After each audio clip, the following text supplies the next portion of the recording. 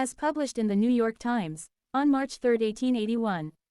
Buffalo Asylum abuses. Commissioner Ordronaux recommends the discharge of the accused attendants. Buffalo, March 2. The state commissioner in lunacy has rendered the following decision in regard to alleged abuses in the Buffalo State Insane Asylum. To the managers of the Buffalo State Asylum for the Insane.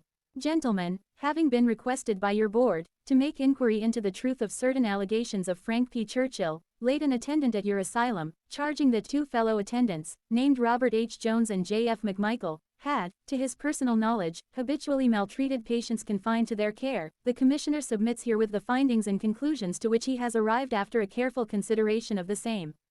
The organic act of the Buffalo State Asylum for the Insane lodges in its Board of Managers the original power of control over all the property and concerns of the institution not otherwise provided for by law, and it is made their duty to take charge of its general interest, and to see that its great design be carried into effect and everything done faithfully, according to the requirements of the legislature and by laws, rules, and regulations of the asylum.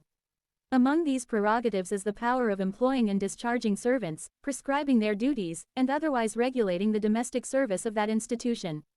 A request on your part to the Commissioner in lunacy, for an inquiry into this service, is to that extent a surrender of the territory of your proper jurisdiction.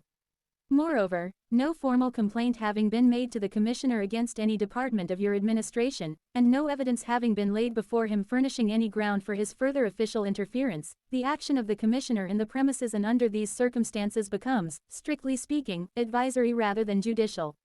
The publicity of this inquiry, added to the fact that the evidence received is spread before the public in the files of the daily press, renders it unnecessary for the Commissioner either to refer to it in detail, or to weigh its probative force under the rules regulating the value of legal proofs.